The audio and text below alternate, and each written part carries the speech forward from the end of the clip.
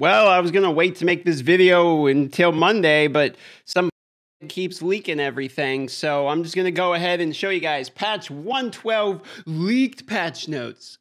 As you can see behind me, somebody here leaked the 112 patch notes about an hour and a half, 2 hours ago, something like that. And yeah, so here's all the patch notes. I have the patch notes already because I'm in the group. And this is correct. So essentially this patch note, yeah, I can confirm this is a correct leak.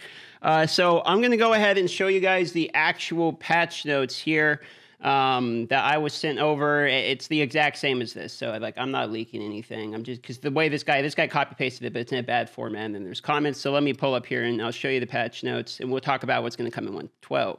So I'm going to go ahead and just hit the highlights for you and not read the whole thing because it's going to be out whenever. I don't know when it's going to come out. Can't attest to that. But what I can say is that the guy basically got a hold of this note and just copy pasted it as soon as he got his hands on it. So here's what here's the highlights. Here's what's coming out. Okay.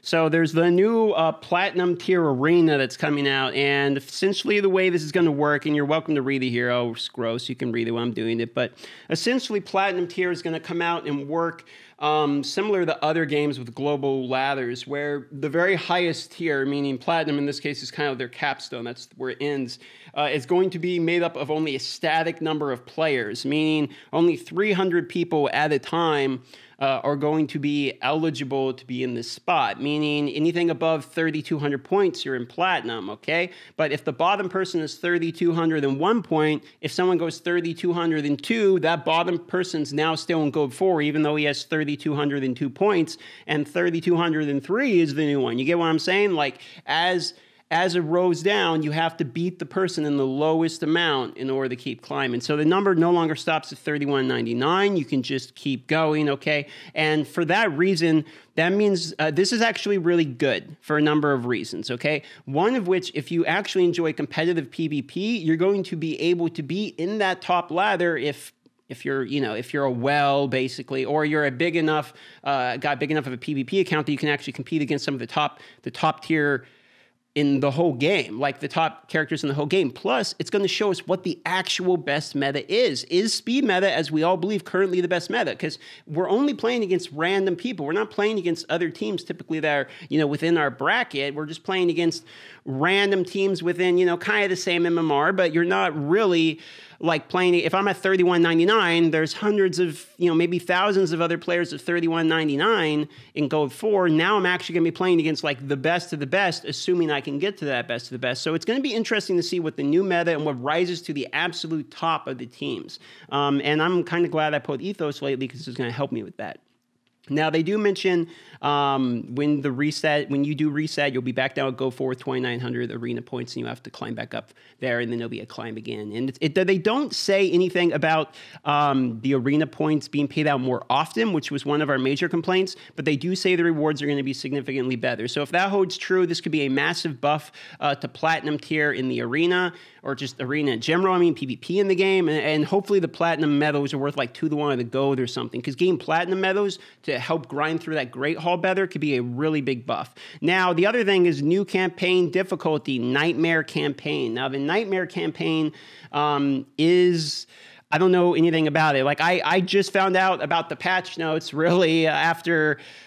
people leaked on the Reddit post. I'm like, oh, we actually got the patch, because I don't really read the chat as much. I've had the patch notes, but I didn't really like look through them or anything, and people leaked it, and now it's like, okay. So actually, I was going to wait and over the weekend kind of dig into it and learn about, but now I'm having to, people leaked it, so now I'm having to go now.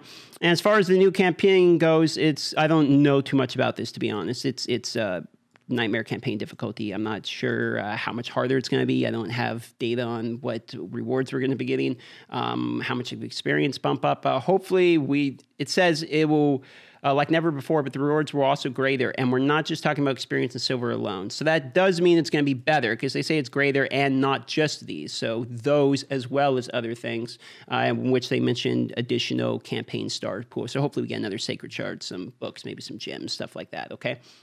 Now, going on to this is probably going to be the biggest change in this patch other than Platinum Arena, which is the Faction Wars rebalancing. Now, Faction Wars has been by all things considered, probably a massive failure in terms of how the community reacted to this and how people felt about it. I also think it was a failure because I believe that 0.01% of people spend as much money as I do in this game, get to the point I'm in the game, get as deep into it. And like, I believe that for the most part, I have a fair, decent amount of knowledge for the game. I'm not just a well. I also know the game decently, at least, you know.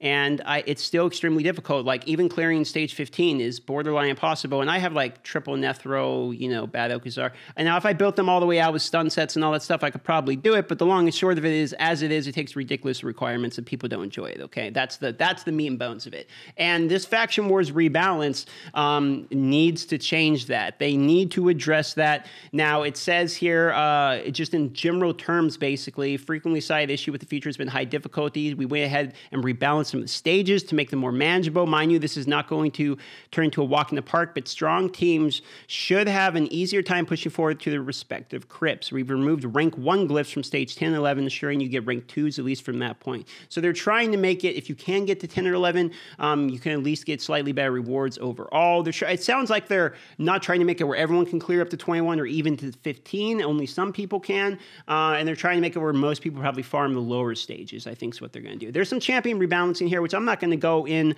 entirely into, but I'm going to mention the Solus one here. I did a full video talking about Solus. Now, what they changed is his second move, not his third move. Now, his second move is an AoE. It increases the duration of all the debuffs on each target by 1 turn.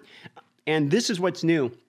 Is it places the provoke debuff on all enemies for 1 turn. It doesn't have a percentage chance. It just says it does that. And he's a void character. Having a provoke without a percentage chance requirement means if you can get him with accuracy, you have a provoke that lands 100% of the time, assuming that it doesn't get resisted. That's why you need the accuracy. Now, the reason, and the other portion of the skill is he still gets the shield, and the damage is actually pretty large because if you pair him with someone like Tomb Lord or Dracomorph who puts a large amount of debuffs across the team, when the AoE goes off, it increases the damage by 10% in each debuff, and you can end up doing like, you know, 100k damage. I've seen some pretty crazy numbers from my Solus. You can check out my legendary review of him if you want. This is the probably the second biggest buff I've noticed. I think this is going to be quite a big deal for Solus. I think he's probably going to be better paired with people like Gurgo and some of more the resistance, tanky type of teams in Arena. I'm going to try to use him actually in Platinum tier in Arena, mixed with my Gurgo, the Augurer, and some of my more tanky members,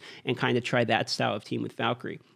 Now, the biggest change, I think, in this patch notes here is probably actually Blood Gorge, which I'm going to go down. In his third move, which used to just put 1 of each target's skills on cooldown, now attacks all enemies and the damage is increased. Who knows if the damage is going to be good or not, but think of this. Attacks all enemies and puts 1 of each target's skills on cooldown. So in PvP, this could actually be decent. You're removing the chance of 1 of each cool. The only thing I don't like about this move is it's basically a strictly worse block cooldowns. You know what I mean? It's just not quite as good as that. So for that reason, it's better for him. And the only reason I'm really mentioning this is because it might help him a little bit in Faction Wars too, give him some use there, as well as in PvE. If he's like the only guy you have, he might help you get through some of the waves, you know, be able to reset the cooldown. But that's a buff, but not a great one, okay? Not a great one. Okay, so that being said, also War Mother kind of has an interesting one where the bomb damage is increased by 100% against bosses. So I think they're trying to give her a little bit of a buff there. So that could be kind of interesting. I'm not going to go through all of these. If you want to see these, you know, just go to Reddit, go to Raid Shadow Legends Reddit. It's leaked right in the front. Now, I am going to say that here's the other biggest change. As of 112, you can now max out Mastery Scrolls for a Chosen Champion at the cost of 800 gems. So basically, for the price of 20 energy refills, you can instantly max your characters. 20 energy refills for me is about 2,600 energy. 2,600 energy will fill up a character's scrolls, basically. So it's effectively right around the same price, unless we're counting, you know, the free energy you get that generates, then obviously that's cheaper. Now, I don't mind this change. I think that this will help the massive whales like myself who just want to instantly pump out content. I think this is a good change for content creators as well. I know people like Brad do lots of champion guides, and it can be, you know, time intensive to do those. So this will help people like him out. Also, we have one here. We have one, and miscellaneous, we have got additional champion storage. So 100 additional slots in champion storage can be locked with silver or gems. So we got what I complained about. I want to say thank you to Plarium for adding in the additional storage. 100 is fair. I'm perfectly fine with that. I even mentioned 50 in my previous video, and I know I was getting a little angry, but thank you. That's what I was just trying to see. I do appreciate that. Also, another big win here in these patch notes is a confirmation option for the pop-up of destroying an artifact. That is a really big deal. We pretty desperately needed this. In my opinion, this is something that can happen with a noob trap, have players destroying items before they actually know if they're good or not. And then some other things here like service maintenance learn window has been added. And here we go. Artifact inventory has undergone thorough optimization, and an additional 200 slots have been added.